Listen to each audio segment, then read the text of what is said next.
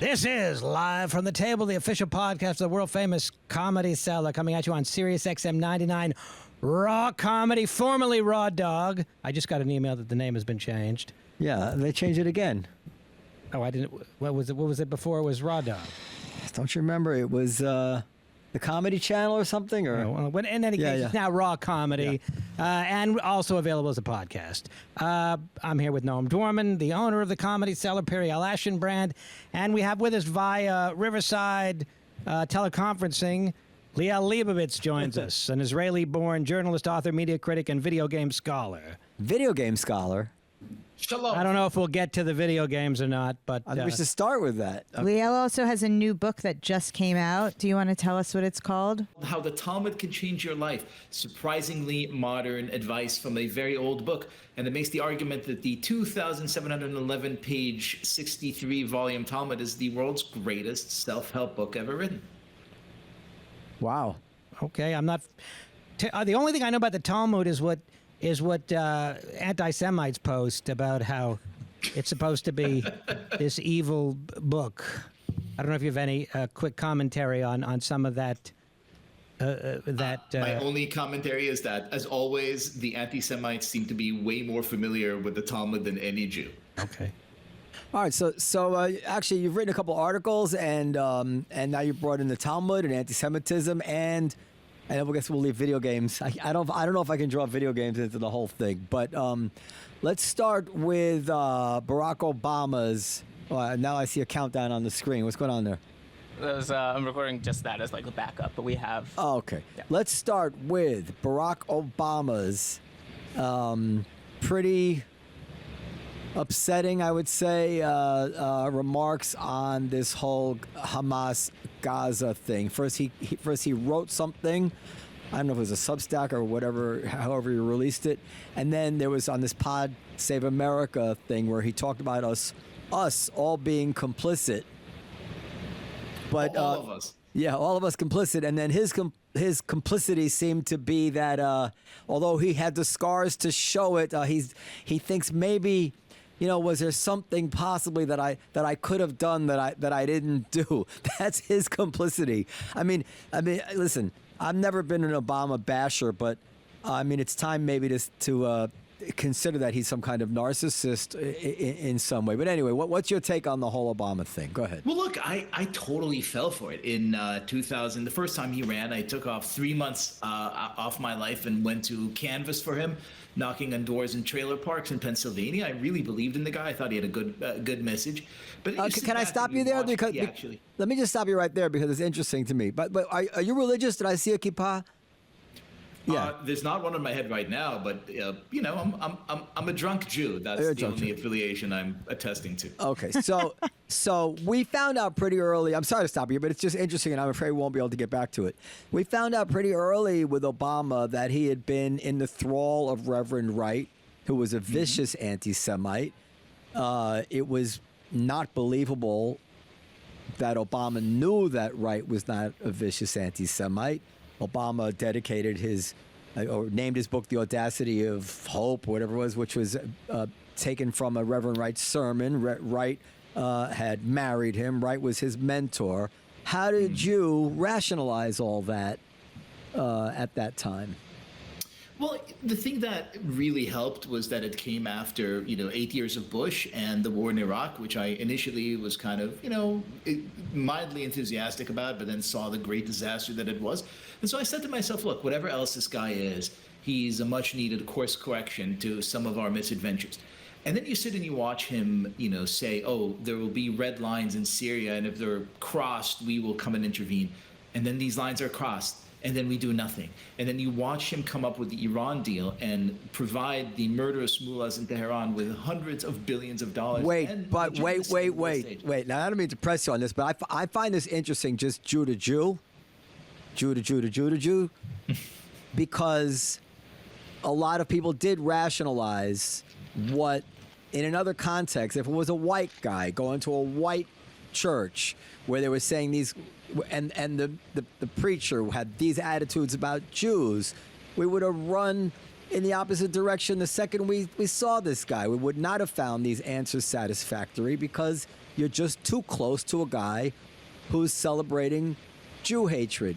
But you're not exactly alone. And I'm not calling you out. I'm just asking, how did you get past that at that time? Just because you hated Here's Bush? the thing. I was born in Israel, so I don't speak race. You know, these kind of very American, intricate obsession with race and slavery and guilt are totally foreign to me. And so I don't think I even picked up on that, to be honest. I don't think I knew very much what Jeremiah Wright was and what it stood for. It was just like, okay, well, you know, everyone has skeletons in their closet. Does that make sense? No, if you didn't know, you didn't know. I get that. That's a good answer. That's usually the answer. I mean, I think in general, racism coming from white people and anti-Semitism coming from white people is always scarier than the same thing coming from the black community, I think, in general. Not to me. Anyway, I mean, I understand that temptation, but the moral defect, in some ways, is, I've always found, more offensive from people who spent their lives on the receiving end of bigotry, because you would hope that someone who has been a victim of it would have even less tolerance for such things. So it depends which way you want to look at it. And I actually, although I gave Obama the benefit of it, I kind of forgot about it after a while. At the time it was going on, I was not at all satisfied with his answers about Reverend Wright, and I thought his speech where he kind of, you know, that Chris Matthews said, wasn't that, they said to chill up his leg and we should read it every year like the Gettysburg Address. I thought the speech was logically flawed, and I just thought the whole thing was bull.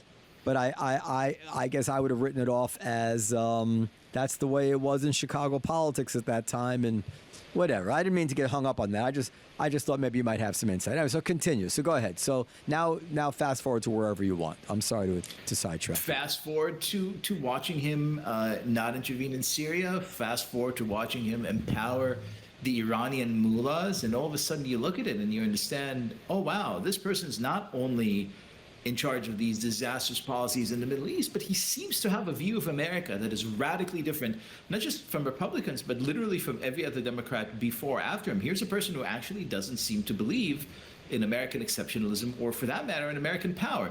That's when I stopped and said, whoa, that's one of these things is not like the other.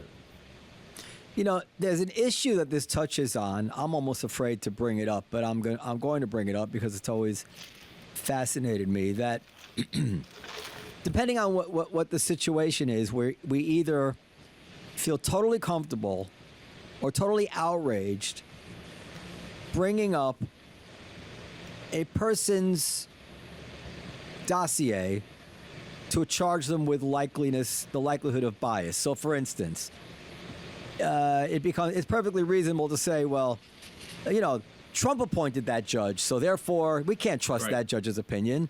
But then if Trump says, well, that he's a Mexican judge and he's a member of La Raza and I'm building a wall, I don't trust. How dare you question a judge's?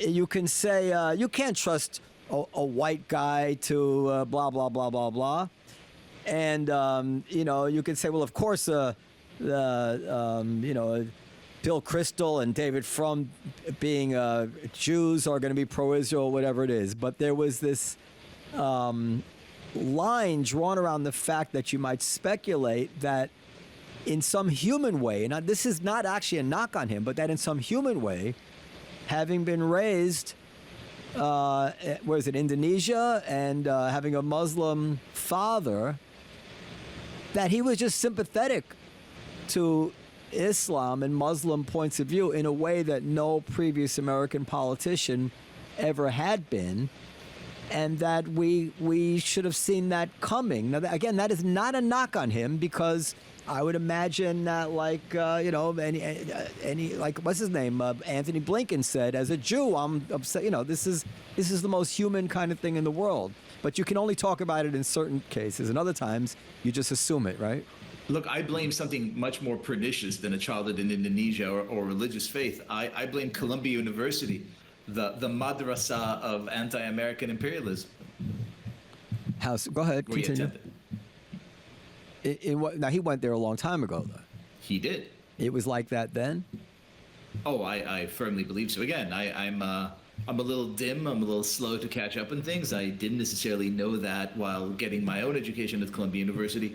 But if you look at the institution, and for that matter, all of our Ivy League universities, if you see the Nazi-making factories that they've become, I think it's reasonable to believe that a person like Obama goes to a college like that with people like Edward Said who tell him, well, it's all Orientalism, it's all, white guilt, it's all the fault of the West. It's not hard to assume that person would get a worldview that doesn't necessarily like America that much. Now, when you say Nazi making, you're being hyperbolic. You don't. Oh, no, at this point, I really am not.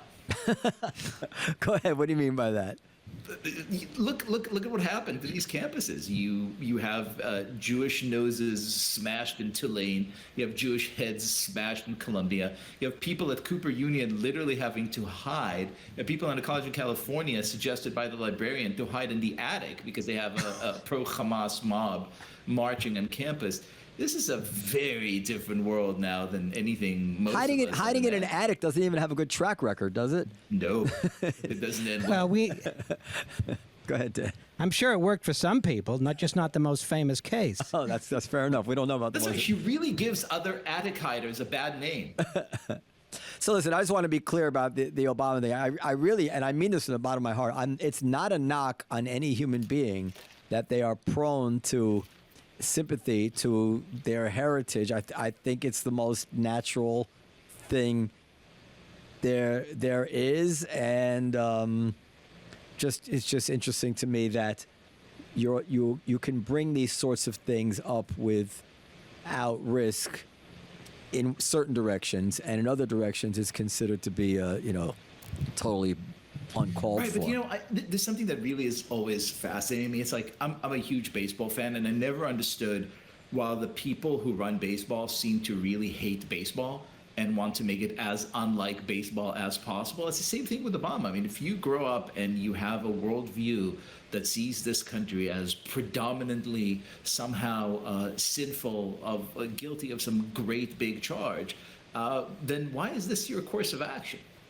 Yeah, and also his father apparently had a worldview that cast America as kind of a villain in some senses around the world. And then he came from Chicago politics at the time. What was the name? Was it Jeff? Shit, my memory's going. But there was a guy in that circle who was blaming Jews for inventing AIDS. Coakley, was that his name? You do a fact check on that, Coakley. But anyway, so there's a lot there. But of course, he had Axelrod and Ari Emanuel and a lot of very pro-Israel Jews who embraced it and surrounded him, and none of them seem to have come out since the administration and knocked him on his actual sympathies or lack of sympathy towards the Jewish state. So, he managed it with some finesse, even around people very close to him, right? I mean, Ari Emanuel certainly not going to be Rahm Emanuel. I mean, Rahm Emanuel certainly not going to be soft on Israel. Right, but the point is that Obama is still in power. He's the only president since, I believe, Woodrow Wilson, who finished his term and did not leave Washington, D.C. And Woodrow Wilson at the time, I believe, was incapacitated by a stroke and literally could not move. Yeah, his wife was running it, and he had that advisor. What was his name? House? Was that his name? Who was running things? Anyway, all right. So, what is Obama's hypocrisy here? There was I've been reading about the way that we conducted our military operation in Mosul. Are you familiar with all that stuff? I am familiar with that. Tell us about that. That is one thing. Look, to come and have orchestrated yourself attacks that ended up with very limited military gains and cost the lives of tens of thousands of innocent civilians already puts you in a special category. But I think his hypocrisy is even greater because throughout his entire tenure, his main foreign policy goal, the Iran deal, was kind of a bait and switch. He told the American public, We are only doing this to keep Iran from getting the bomb. In reality, we now know, because there's enough time and enough testimonies have passed, that what he meant is to integrate Iran into the Middle East, to create a brand new Middle East in which these murderous mullahs are much more empowered and much more central, which Obama genuinely believed would bring balance and peace to the Middle East.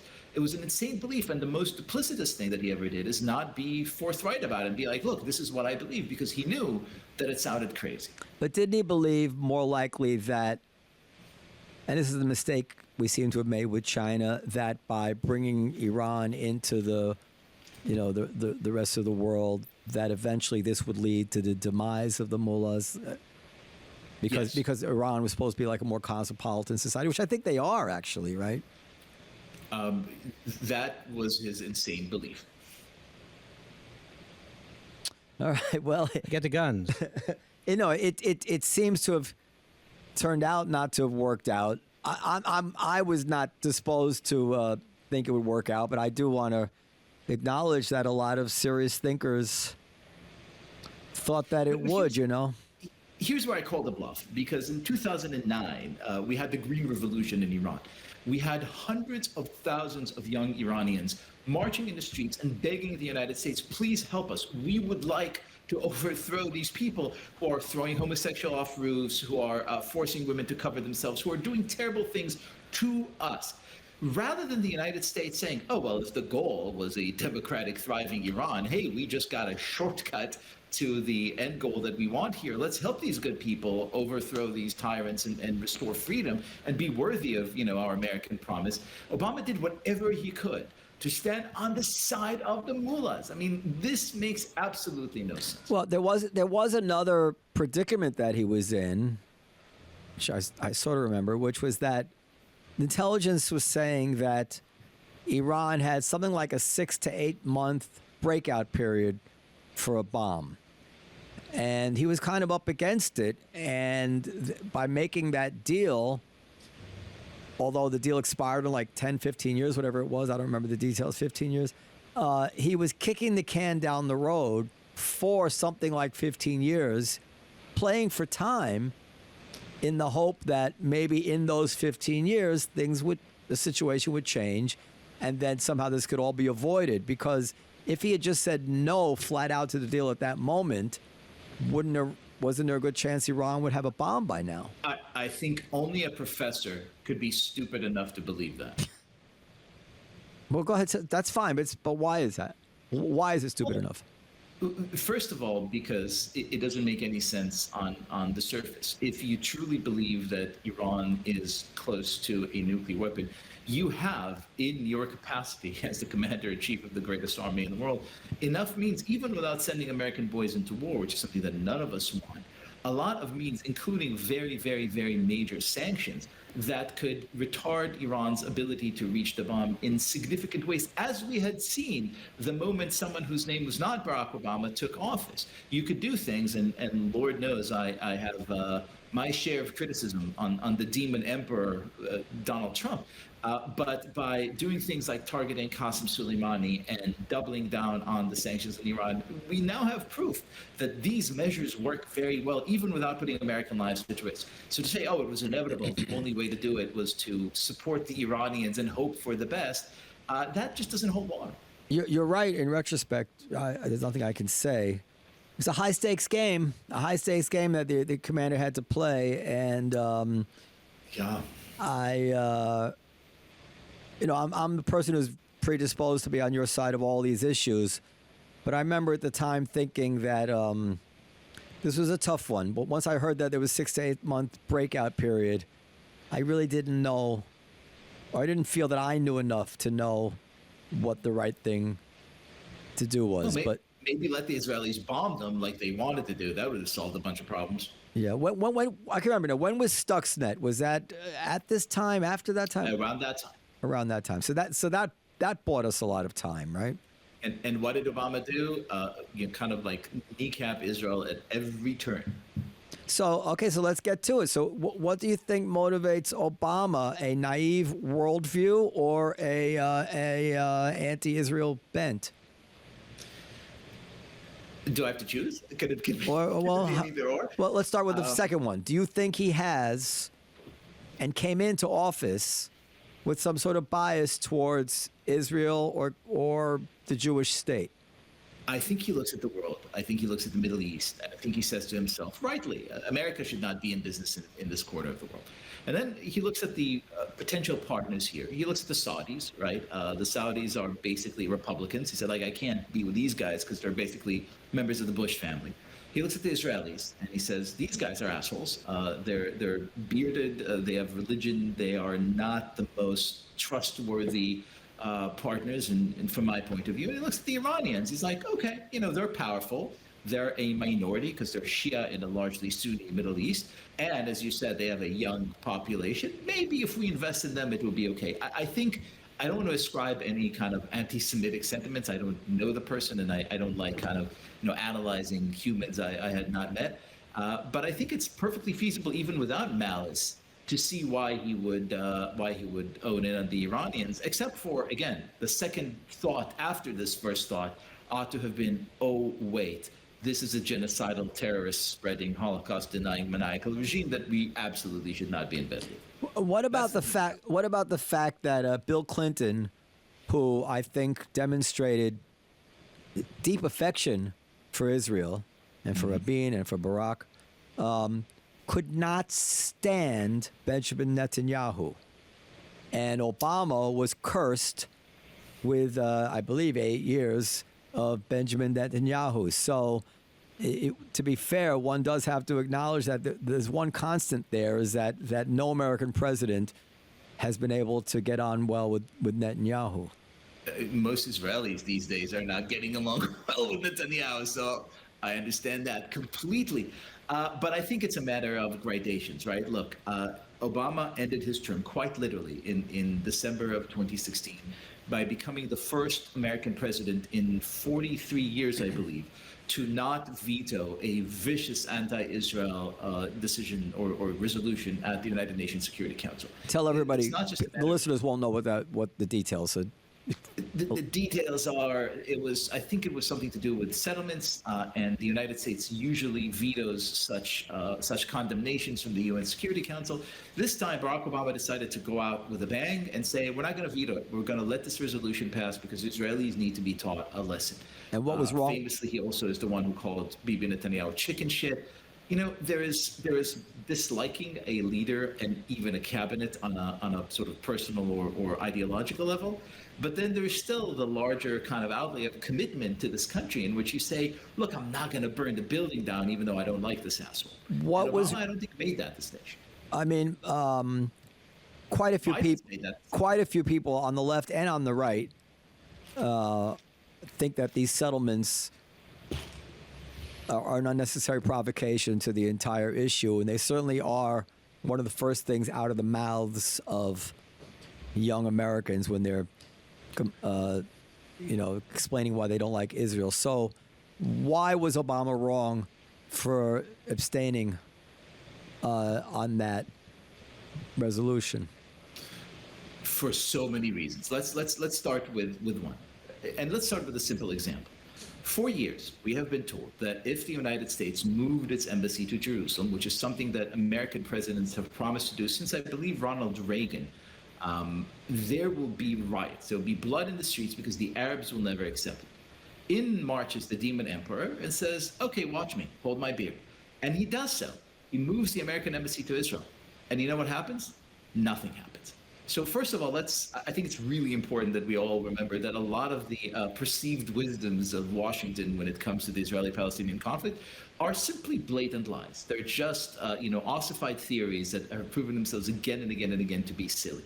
But even if you believed very firmly that Israel had no right to settle in Judea and Samaria, these would be, by the way, Jews who come from Judea, even if you believe that was very detrimental to Israeli-Palestinian peace, you still have to kind of stop and say, okay, look, I have two regimes here.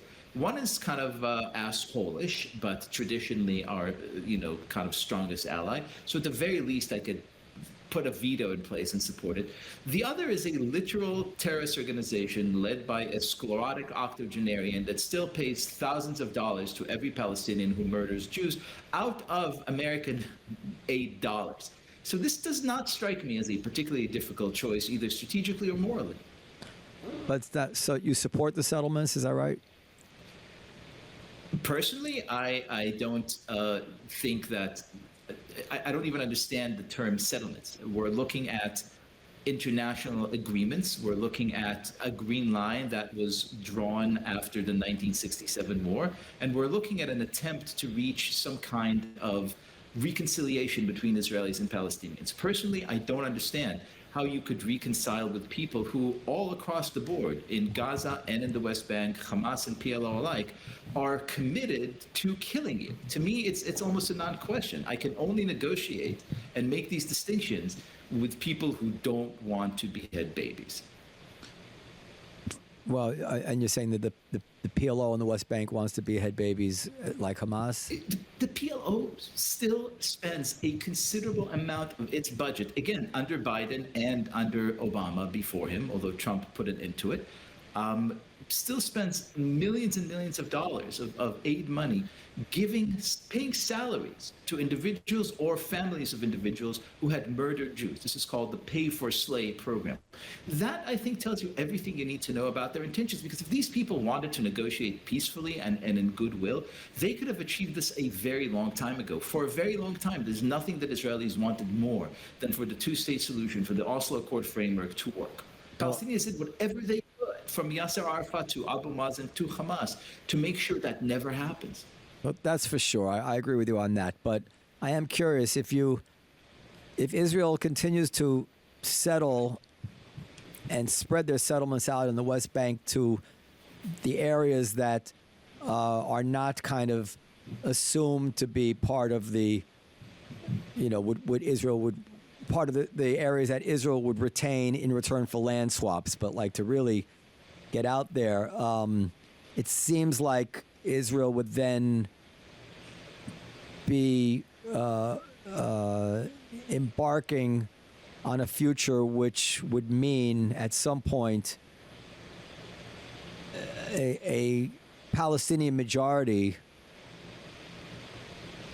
or a huge number of Palestinians without rights within Israel. It's a really complicated conflict. Right. So why would anybody want to, like, what's the gain by pursuing a policy like that, even if everything you say is true, and the tremendous price Israel pays public relations wise with the world, and I'm sure you've seen the horrible way that the settlers behave from time to time. Why would we, as Israelis, want to go down that road? The minuses just seem to outweigh the pluses on that. I hear you completely. Everything that you say is absolutely true and smart and justified, except I think many Israelis received an answer to this question, and a very grim one, on October 7th this year, because in 2005, we left Gaza. We left it gleefully, even though it meant uprooting tens of thousands of Israelis from their homes, which was very difficult for Israeli society to do. What we reasoned would happen is we would have complete separation. They would be there, we would be here. We would give them some work permits to alleviate their condition. We would try to do things as humanely as possible, but we would be separate. And we saw again and again and again, year after year, attacks, rockets, culminating in the murderous pogrom of October 7th. So everything that you say is right, except for everything that Israelis are saying right now is also right, that when they're trying to disengage or trying to empower Palestinians, they're trying to withdraw their own civilians from Palestinian populated areas, they seem to only be bringing the murderers closer to Israeli homes. Look, I think there will need to be some kind of solution. I think the solution will at some point probably have to do with some sort of population swap / redrawing of maps / uprooting of communities. It will be a very difficult solution for some Palestinians and for many, many Israelis. But I think the first thing that needs to happen is for Palestinians, both of the secular PLO brand and of the religious Hamas brand, to understand that this attempt to eliminate and annihilate us, it just ain't going to work. All right. Something happened with his video. Yeah, it's pitch black. I can't see the. I No, can't see. We set it to turn dark when people are saying something we don't agree with. Yeah. Hold on, let me try and turn out the light because it's getting dark here in Miami. Maybe that's the issue. No, do we want to talk about something that? Yeah, listen, I'm not. We let him figure his lights. I'm not. Hold on. I don't know what I feel about everything, but I do feel like Israel would be much better off. Definitely not pursuing these settlements, and obviously pursuing the peace process, even if it's just knowing that it's not going to work. But there you are. All right. Not Well, the best light. Well, it's as good as what we're going to do. Okay. Do you want to get to the guns, Noam? So yeah, you wrote a column. Let's get to guns. You wrote a column in the New York Post suggesting that Jewish people purchase In tablet. In in tablet that Jews buy guns. Yes, sir. I'm surprised Alana went for this. She's not a gun type. We're all gun types now. Well, so Well, I would just go ahead. preface by saying, I saw a lot of people on Twitter and Instagram posting this, what I thought was awful meme of "Would you hide me?" Right. And Jews saying, oh, it's come to this. We got to ask our non-Jewish friends, "Would you hide me?" And to those people, I say, well, we do it. If you really think it's come to that, I don't believe it's come to that or it's anywhere near that. But if you truly believe that it's come to that, we do have a Second Amendment that you might want to check out. And again, I don't think it's come to that. But if you do think it's come to that, then you should be on board with the Second Amendment. Hallelujah. What has gone on here?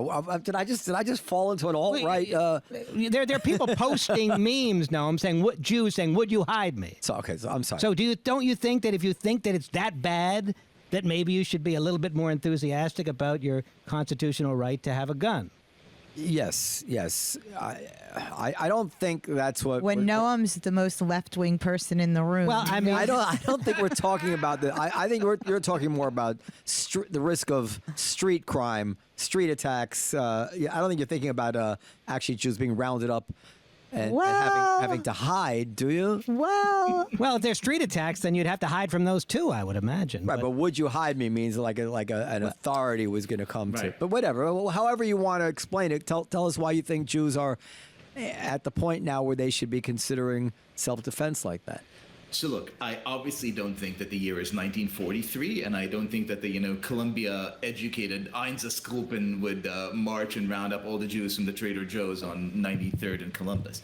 I don't think any of that is happening. I think it's still America. I think we're still great. I think we're still blessed. But you're also seeing, especially in cities where I live, in Upper West Side of New York and elsewhere in large towns, you see instances of violence that you never saw before. You see attacks, you see brazen kind of anti-Semitic incidents. We saw a Jewish man be killed just the other day for waving an Israeli flag at a Palestinian protest, being violently shoved to the ground, hitting his head and dying.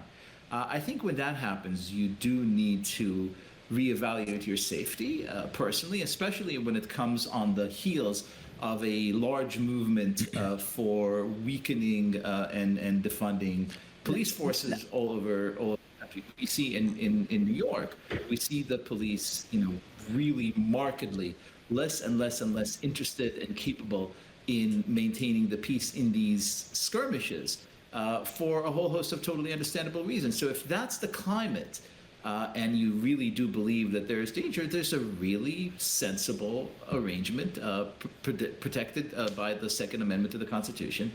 Get a gun and be safe and responsible. Can I just say one thing?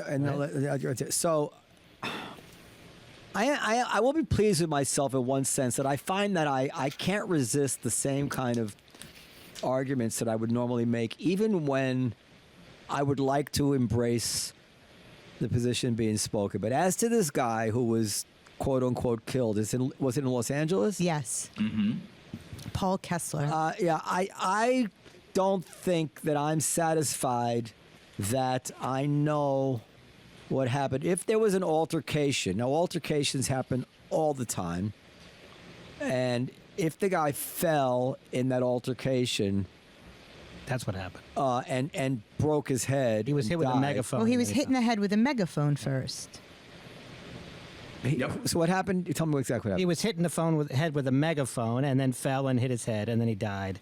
So, but what I guess what I'm saying is that do we know that the person who killed him was trying to use deadly force, or was just a fight? Like I've been involved in so many bar fights where people pick up stuff, cue balls, whatever it is.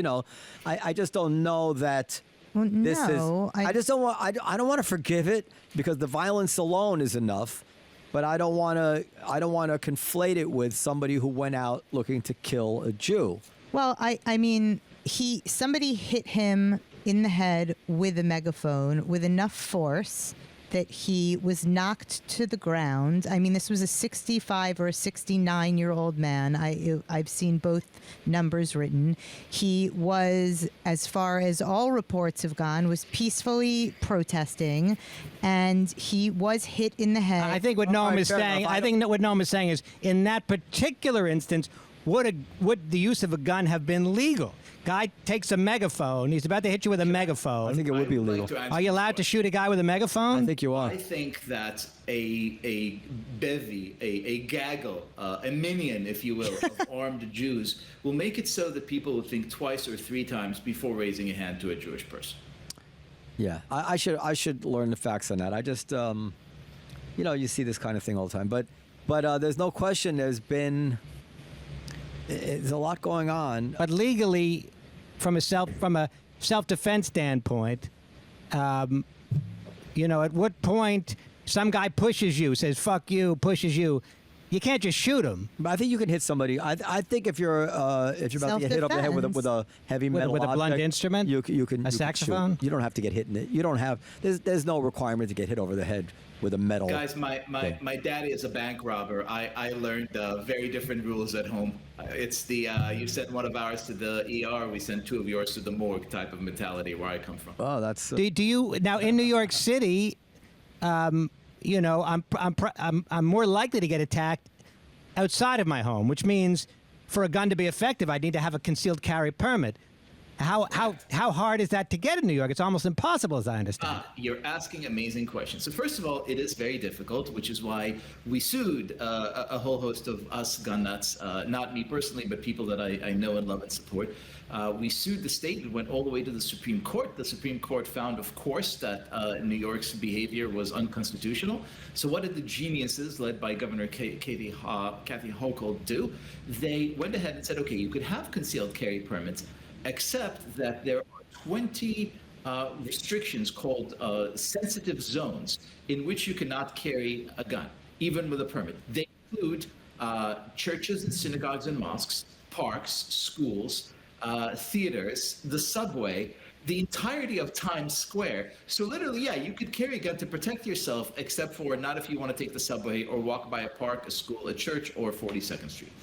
But isn't there ample evidence that without really strict laws about who can buy guns, which, as we well know, that in this country are complete garbage, that it's a real problem, as we see with every, turning page of the news on an almost daily basis? We're just talking letting Jews buy gun, aren't we? Only Jews are not permitted to buy guns. Periel, you're completely right, except for all the other people who buy guns without permits, who are in charge of or responsible for, such a vast majority of these gun deaths. If you look at gun statistics, you discover two very, very interesting things. First of all, three interesting things. First of all, that these great big, tragedies like Columbine or the shooting of the Florida high school are thankfully a drop in the bucket, statistically speaking. They're not thousands and thousands and thousands of people every year lose their lives this way. What you do discover are the way people do lose their lives to gun violence are two other things. First of all, gang-related violence, which are people who do not have gun permits, obviously, and ask Chicago how well it works to make guns very, very hard to get legally. And then the majority, by which I believe more than like 62% of gun deaths in this country, are caused by suicides, which teaches you that you have a major, major mental health crisis, which are all these people going to kill themselves if they don't have guns? No, you could probably have saved a whole host of them if they didn't have ready access to a firearm. But then that only tells you that you could solve this problem by instituting a bunch of laws and regulations that allow, for example, family members to report mental conditions to law enforcement officials and have those officials confiscate temporarily a firearm from an individual who's considered to be at risk. There are good solutions to this problem. We're just not interested in trying them because it has become an item of almost like, religiously zealous convictions between two sides who are not willing to compromise this. I'm a little bit confused about where the state of the law is in New York. So it's still the law that you can't conceal carry on the subway and what's the law as it stands now? You cannot conceal carry on the subway. You can have a concealed carry CCW permit, but there are, as I said, all these limitations and restrictions to them, though I assume that there will be another lawsuit very quickly that will allege correctly that also these restrictions are not constitutional. Now, say I'm on the subway and I do have a permit to conceal carry, and I see somebody harassing one subway rider harassing another subway rider, yelling in their face, and maybe they start to push that person. Maybe a fight breaks out between them. What can I do as a gun? Nothing. If anything, is there anything You're I not could? allowed to have the gun on the subway to begin. Well, I'm saying if I do have permission to have a gun on the subway, just theoretically, legally speaking, what can I do? Say a guy punches another guy in the subway and starts you're allowed to use a gun to save the life of a third party, but what if it's just a fist fight? Theoretically, I find, and this is something that I learned from serving in the Israel Defense Forces, I find that there are two categories of situations in which a gun would come in handy. There's the very extreme cases in which there are people who are out there to kill you, and you shoot to kill them first and save your own life and lives of innocent people. That is, thankfully, not a situation we see very often. The other situation is a situation in which there are situations that escalate, as you said, like fist fights, like something that is just bubbling on the cusp or on the verge of violence, in which just the introduction of a firearm to the scene has a almost magical effect to calm everyone down because you just changed the balance of power. And you said, look, don't force me to use this thing. My experience is that usually that makes everyone sort of back off and be like, okay, this is no longer a fair fight. One of us has a gun. But I often hear the axiom that you don't take a gun out unless you're going to use it. But you're proposing taking out a gun as a threat, as opposed to taking out a gun with the immediate intent to fire it. I am proposing, and Periel, I'm sure you'll be delighted to hear this, though you may not believe me.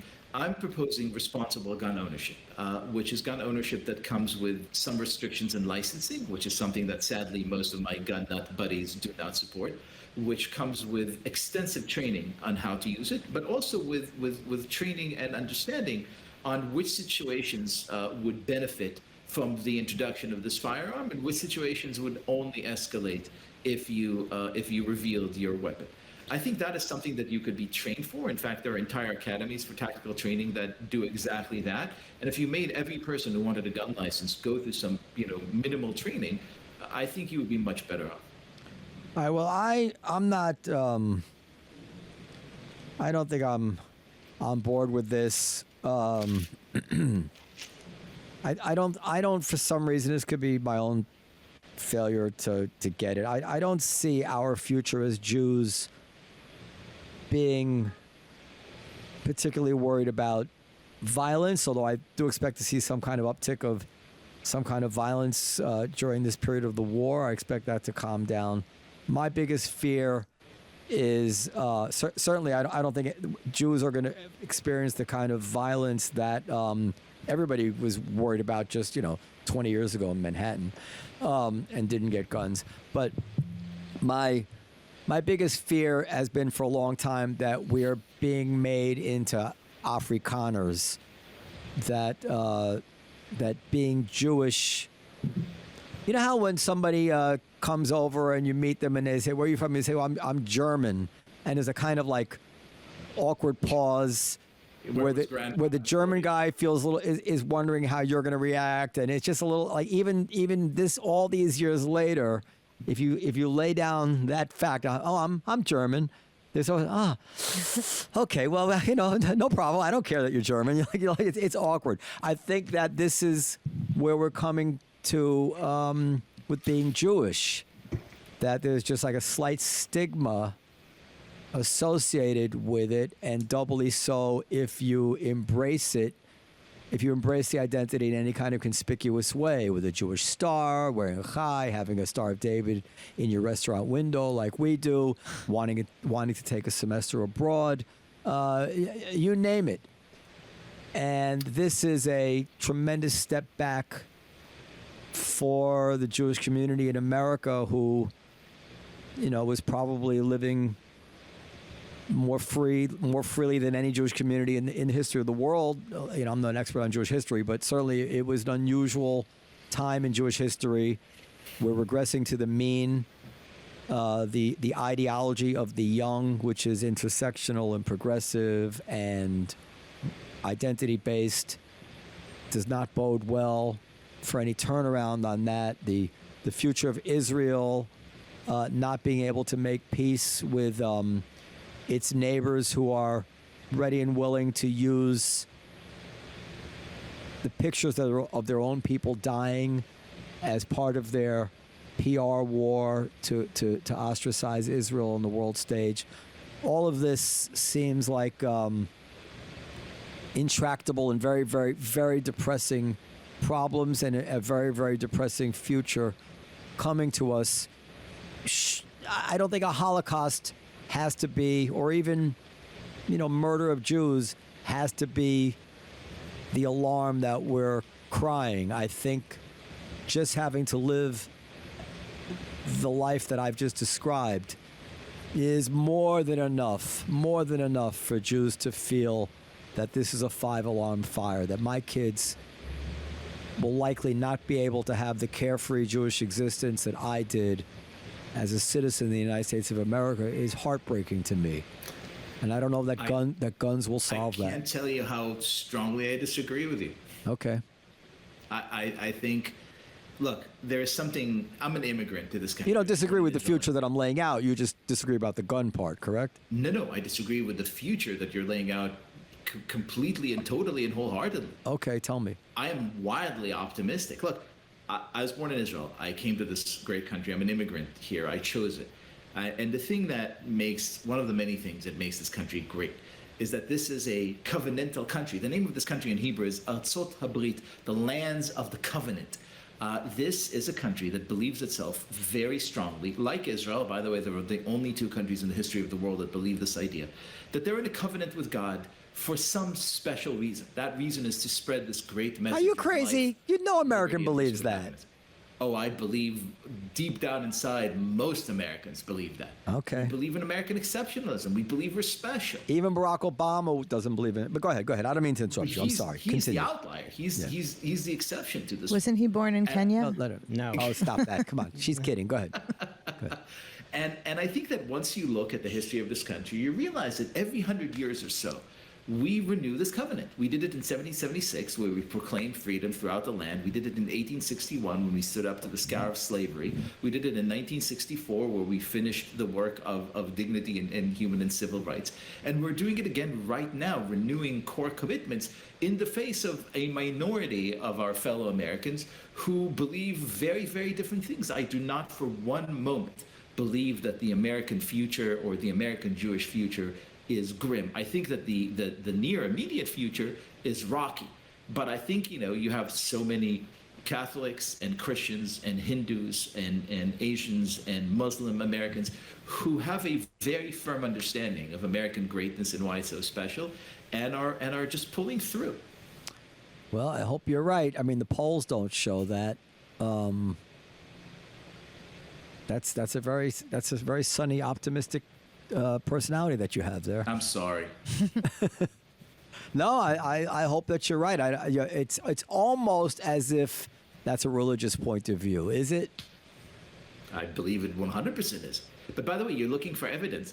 Look at all our rappers. Like literally every single great rapper right now is rapping about Jesus. These people are godly people. Listen to Chance the Rapper. These are people who are taking orders from or marching to the beat of a very different drum.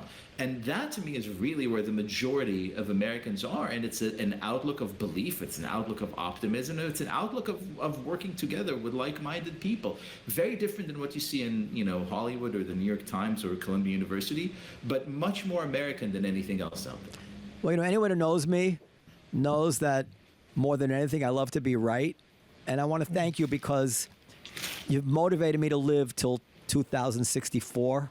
And I just so I could be there to say, you're wrong. You're wrong, man. It didn't happen like you said. How old will you be in 60? You'll be 100. I'll be 102. So, but I'm going to do it just to rub your nose in it. Okay, listen. I do hope that you're right. Can I ask a question? I know Liel has Yes, to of go to course. his book tour.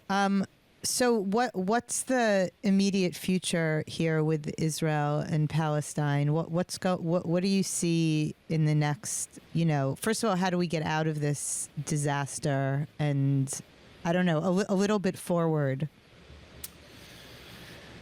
Only that, huh? Yeah. Well, In 30 seconds, can you just wrap that up for us? well, if anybody I'll can. tell you. I will say this. I think the way forward is realizing and recognizing that what we're seeing right now is not a war between Israel and Hamas in Gaza. It is a much more intricate, large-scale conflict between the so-called axis of resistance that involves Iran and Hamas and Hezbollah and the Houthis in Yemen and their allies in China and Russia and other, tyrannical, murderous, disastrous regimes. And between the rest of the world. It is the fight of the Armenians against the Azeris. It is the fight of the Ukrainians against the Russians. It's the fight of us against Hamas.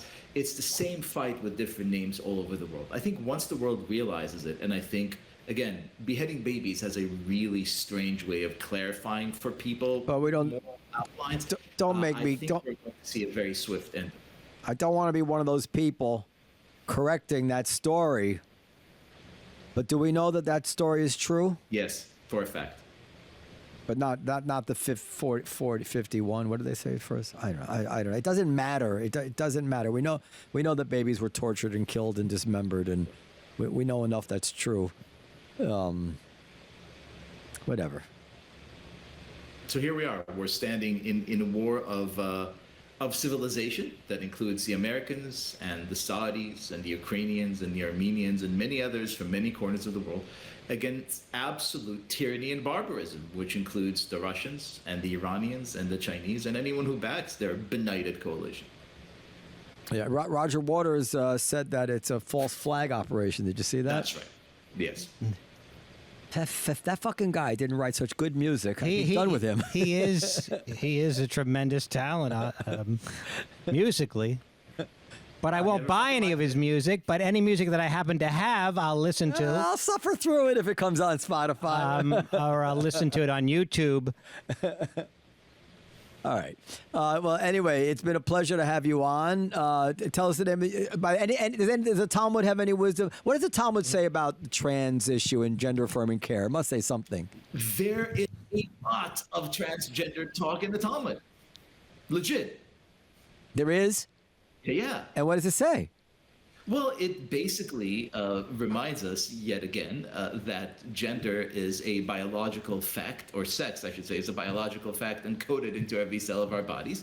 It also reminds us that in a minority of the cases, there are people who are suffering from legitimate conditions of not kind of conforming to whatever the circumstances of their birth were. It urges us, obviously, to be very compassionate and caring towards these people, and it warns us against this kind of confusion that we could transcend all these categories like so many clothes that we put on enough. That is a very, very succinct summation. Wait, that's real. I mean, that's really in there. I mean, can you give us any quotes of Well, first of all, it's astonishing that it acknowledges that there are all kinds of conditions. It acknowledges hermaphrodites. It acknowledges people who are born with one set of genitalia but cannot connect to it. It acknowledges people who are intersex. It acknowledges all kinds of should we say, deviations from the biological norm. It, I think, then goes strongly to the biblical prohibition against sort of confusing, if you will, the sexes. The Torah famously says that men should not dress as women and women as men. Do with that as you will.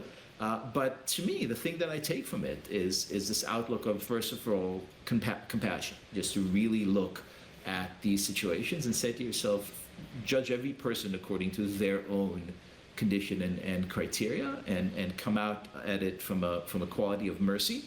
And at the same time, remember that there are strong and irrefutable laws of God and nature that should not be contested for fun and pleasure.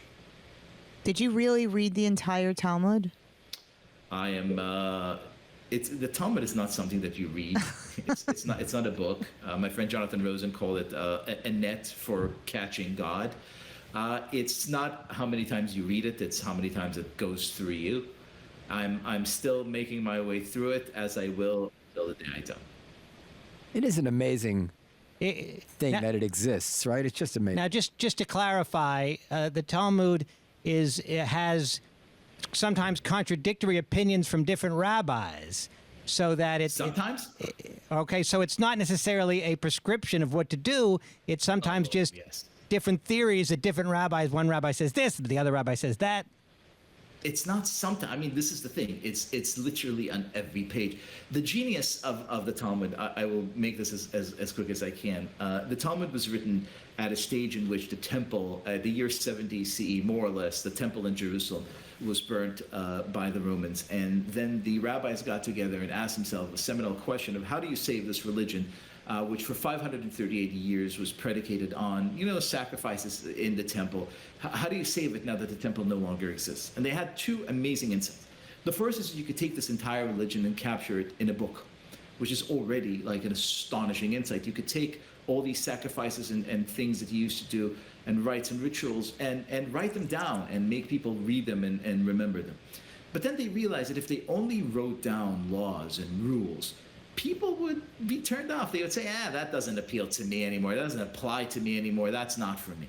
So instead of writing down laws, they wrote down arguments. And they invite you to come in and argue with them. When you read a page of Talmud, you're entering 1,000-year-long arguments between Jews, between rabbis who lived hundreds of years apart, between every learner who's ever studied that page of Talmud. That's the genius thing. It's not about the answers. Fuck the answers. It's about better ways of asking questions. Okay, sir. Well, it's been a pleasure. We'd love to meet you in person if you're ever in the neighborhood. I would love that. It'd be nice to meet you in person. All right. So that's it. What's the name of the book again? One more time. How the Talmud Could Change Your Life. Surprisingly modern advice from a very old book. Get it on Amazon.com, but not on Shabbat. Thank you very much, sir. Email to podcast@comedysorrow.com. Good night, everybody. Good night. Good night. Good night.